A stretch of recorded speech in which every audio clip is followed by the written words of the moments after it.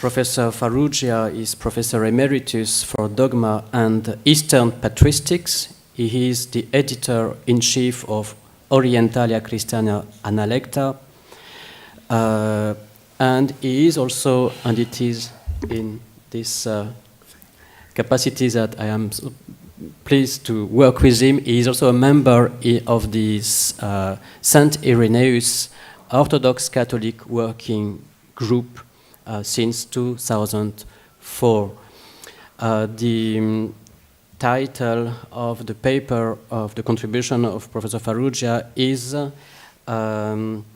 Overview of a Situation in Ferment, a very enigmatic title, but we look forward to hearing you there, Edward.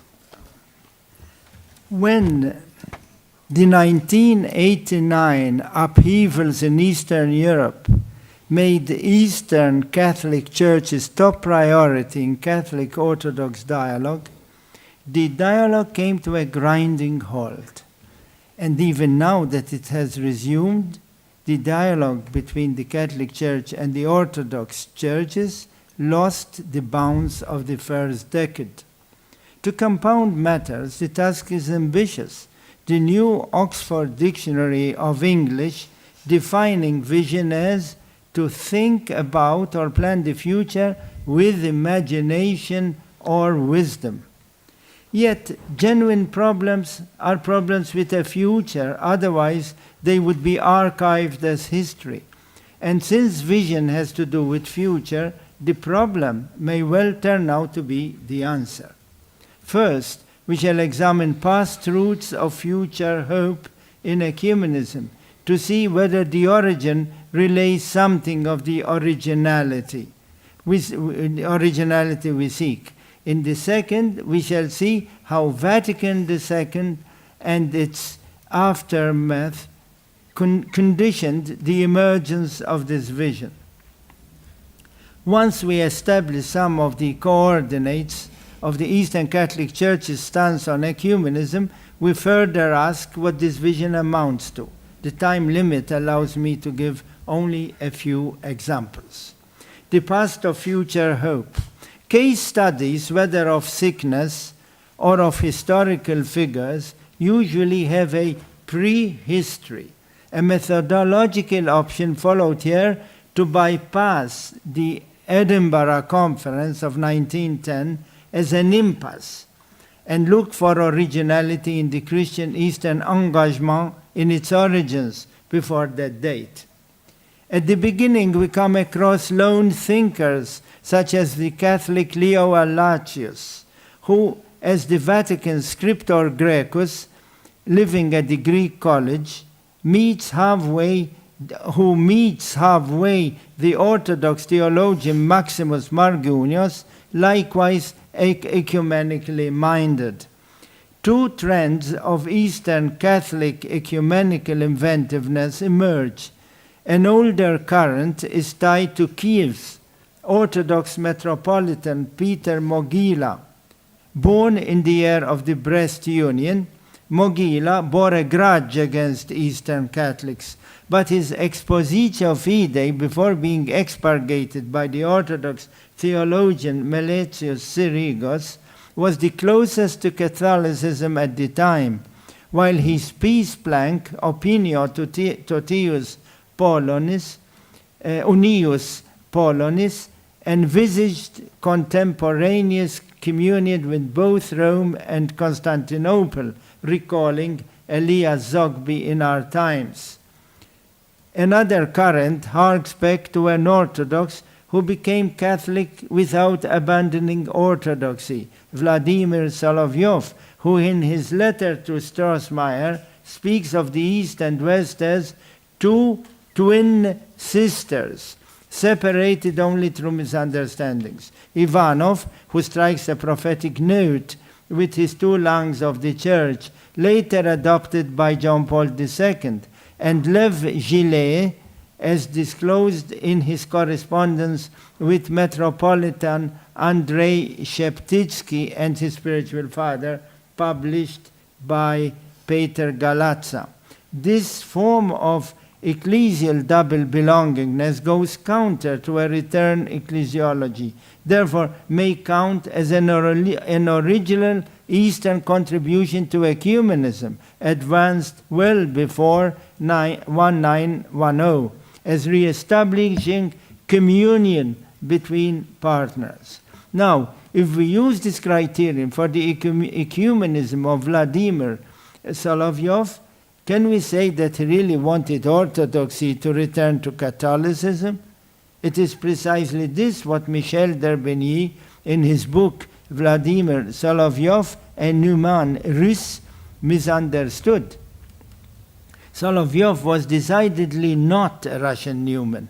Newman was a convert to the Catholic Church from Anglicanism. Solovyov opened up to the Catholic Church and accepted her as she was in the first millennium, without leaving the Orthodox Church. Following on this, Vyacheslav Ivanov, on 17 March 1926, on the altar of St. Wenceslaus in St. Peter's, Rome, became a Catholic, and with the same formula used by Solovyov on the very same premises. And Pius XI recognized him as Catholic and recommended him to teach here where we are. Lev Gillet, a Catholic Benedictine who writes under the pseudonym of a monk of the Eastern Church, reverses the trend while retaining the paradigm, and describes his situation when in June of 1928, aged 34, he became an Orthodox without abandoning Catholicism, and I quote, "I am in full communion with the Eastern Catholic or Orthodox Church, and formally invited to continue mentioning Metropolitan Andrei Sheptytsky in the liturgy. I took my decision during the winter, and Metropolitan Andrei knew of it. Under these circumstances, he understood perfectly and gave me his blessing." Lev Gillet was not required to abjure his Catholic faith, but simply recited the Nicene Constantinopolitan Creed as he used to in Lviv without the filioque, as popes do nowadays when they recite the creed in the original Greek, whereas every indication of a break with the past was avoided. The concelebration presided by Sergius Bulgakov simply attested on already existed spiritual communion. He had not turned to a light other than that which burnt in the Catholic Church, but was the same light, the light of Christ, which he perceived as a fraction purer in the Orthodox Church. He had gone from one richness to a greater richness. That's a quote from. His relationship to Metropolitan Andrei was an agreeable way of agreeing to disagree. Sheptytsky would continue to be his spiritual father, though he did not follow his example. Here we are dealing not with a prehistory, but more precisely with primordial history, the stuff out of which history is made. The originality of this pre-1910 ecumenism comes to the fore if we draw a comparison to the return ecclesiology in Leo XIII's ideal of Cyril and Methodius and the Velerat congresses. The Edinburgh Conference of 1910, rightly hailed as the turning point of modern ecumenism, brought about a new ecumenical ethos, so that over the next 40 years, more was done to bring Christians together than ever before. Protestant missionaries of different denominations organized the conference to offset their conflicts. The text produced now, Constantinople's encyclical of 1920 marks Orthodoxy official entry into ecumenism. In this encyclical, all non-Orthodox churches, contrary to the rigor of Orthodox praxis, are called churches. An understandable captatio benevolentiae. It sprang from the embrace of charity and truth. The text, Constantinople was said as vacans, was penned by Metropolitan Yermanos of Thyatira, later one of the presidents of the World Councils of Churches. In the crucial year of 1910, and 10 years before Orthodoxy's official entry into ecumenism with 1920 encyclical, the Catholic Prince Max von Saxon, brother of King August Friedrich III of Saxon, wrote on sister churches in an ecclesiology anticipating in part Vatican II.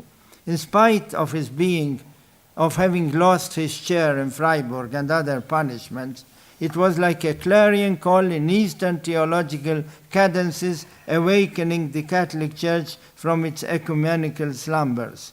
If the Prince of Mount Athos engaged himself to free Sheptytsky from Russian imperial prison, 1914-1917, Sheptytsky had Prince Max give lessons in Lviv on Eastern liturgy, even after his condemnation with Rome. Vatican II and the great ecumenical stimulus. If the greatest impulse to the ecumenical vision of the Catholic Eastern churches towards the Orthodox came through Vatican II, this signaled concomitantly the long struggle for respect from the Latin Church. It was John III who tipped the scales in their favor. All this proves that the Eastern Catholic churches are the touchstone of true ecumenism, and that the Eastern Catholic churches are in the uncomfortable, privileged position to have to prove their mettle, what they are worth. The approval of an ecumenical council sealed in the blood of martyrs has given Eastern Catholics a voice which cannot be muffled. Okay, now, performance of representatives of Eastern Catholics on Vatican II. I am skipping several parts. One need only remember Patriarch Maximus IV Zaig and the Melkite lobby. Constantinople Athenagoras, we have already heard, told him, "You were our spokesman at the council." Later on, the Balamand declaration was prophetical in forbidding proselytism in the modern church, but lacked balance in its treatment of history, especially of Eastern Catholics. Ultimately, it was not received by the majority of those to whom it was intended, as Michel Chalach has written so well in his book. OE 30, Oriental Media 30, has provided the Magna Carta of Catholic Eastern's vision of ecumenism.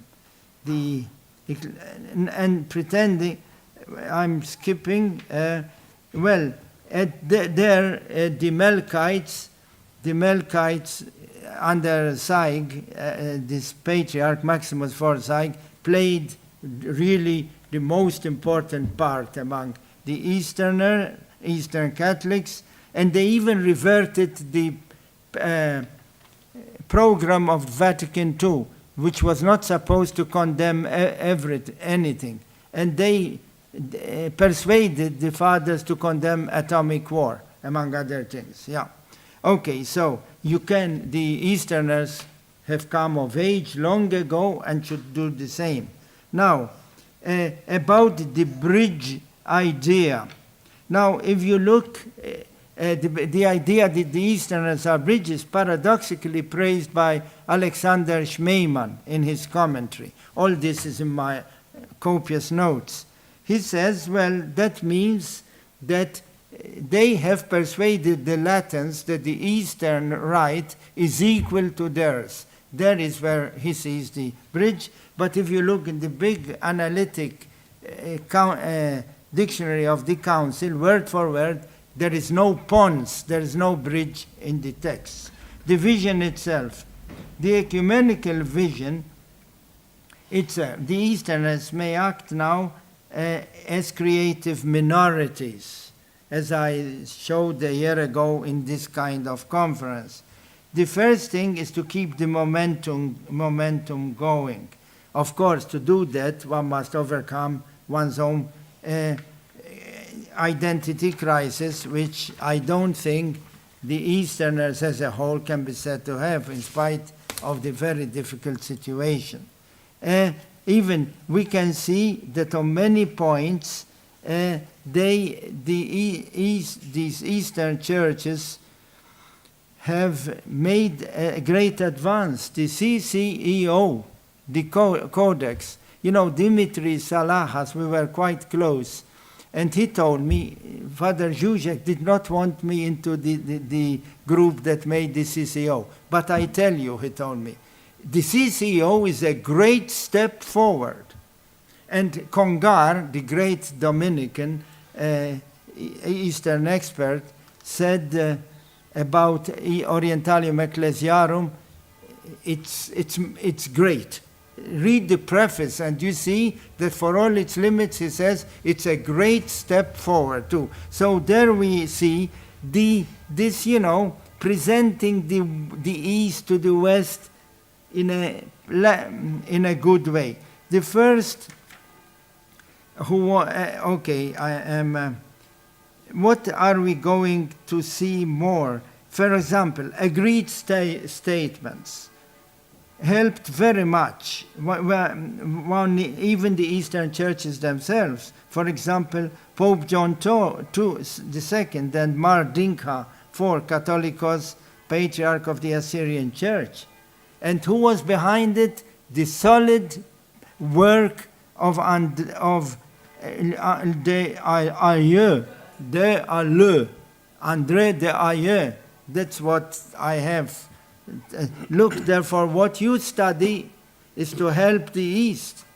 And then even the Adda and Maria Naphora, the liturgists, and not only here and elsewhere, people were scandalized with Ratzinger even, that he would accept such a thing, which shows also that on points he was also advanced, among other things. Okay, or the agreement on marriage of 3 Indian Eastern churches, the Syro-Malabar, Syro-Malankara churches, those are Catholic, and one of the 2 Malankara Orthodox churches.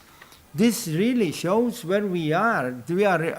The communion is advancing slowly, but it's better be slow and serious. Now, how much more time do I have? 5 minutes. Okay, so I'm going to use them to the hilt. Conclusion. People living on the front have some hardships to sustain. And I believe Eastern Catholics are living on the front. But they also have the freedom to speak their mind before others. You see, you have, like Joseph in prison, know how to exploit your situation. The Christian knows that he owes everything to grace, to his position, not to his merits. And so is what I see some Eastern Christians, at least, perhaps more than some, doing. Sometimes when I think of the enormous sacrifices Eastern Catholic churches have had to make and have survived these tests, it seems as if their position is that of the fool for Christ's sake. Prince Max was called by Aesop Baumer, who wrote several books on him, a fool in Christ. That's why he could see ahead of him. To live for Christ and not for ourselves. Okay, somehow look down at, consider the odd man in, okay. And yet showing the fortitude and Christian love and ecumenical courage. In the wake of World War I, many heads of states got together to discuss how to avoid such a war again. One after another, they all excogitated ingenious alliances, how to deter other powers to resort to such horrible repetitions. Finally, an elderly gentleman among them rose to his feet and told the assembly, I got it. Go home. Build for every family a comfortable house, for every village a school and a hospital, and so forth. All broke out, rolling with laughter. And the cost? They asked him. He replied, $1 billion, which is like a million things in some dictionaries. Others say 1,000 million, whatever it is, a huge sum of money. When the laughter subsided, the elderly gentleman replied, "Why are you laughing? At the cost. So much cost the last war. And instead of, putting money to destroy one another, why don't you put money to build relations?" You know what the answer was from them? Ah, yes, but the war is a different thing. The cynicism of it all and the beauty of the parable by by Kästner, a German writer writing at the time. So so I finish the moral. Let us stop our word wars. Word, W-O-R-D, not world. Guerra di parole, cold polemics. And let us face squarely what one may consider an ecclesiological squaring of the circle, accept our position of Eastern Catholic churches, which from outside might seem the odd man is, but from inside has more love and wisdom to it than we would imagine. Thank you. Have I kept my time? Yes. Thank you so much, Professor Farrugia, for keeping the time and also for your paper, which is much more than an overview as it is entitled, but it is a deep synthesis introducing the whole problematic of the ecumenical mission of the Eastern Catholic Church. Thank you so much. We have now 5 minutes for questions or comments.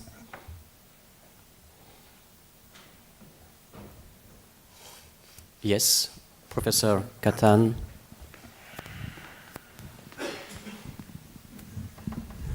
Thank you, Edward. If we take the example of Vladimir Solovyov and Father Lev Gillet, what's, in your opinion, the ecclesiological paradigm that functions as an underlying theological principle for such attitudes?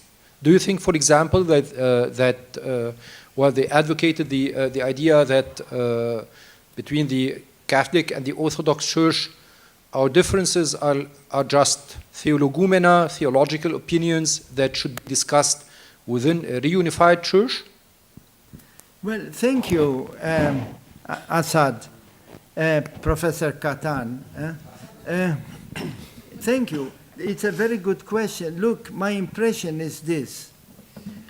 Rome ultimately, in accepting Ivanov, where the two lungs of the church, Pius XI told him do it in the Basilica, accepted the paradigm.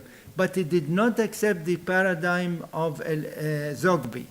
That is, basically, if I'm trying to understand your difficult question. Basically, the church doesn't mind that there are loners, pioneers, who take all the risk. Look how they reduced Prince Max von Saxon. He was reduced to a nobody in the eyes of the church. And yet, he died a few years before the council. Yeah, and yet, the church, for example, John Paul II, always approved of that paradigm, taking Ivanov's, the two lungs of the church. That's the ecclesiology behind it. They saw in him, if you like, a prophetical voice. How often, even I believe his Beatitude, Shevchuk uses the word prophetical for the Ukrainian church. Somebody who is a loner, who is often the object of abuse, and he finds no support, is more capable of really saying what the church is than somebody who may be, enjoying his sport and his villas or whatever, pretends to tell us what the church is. I think my time is over. Yes. Couldn't we stop?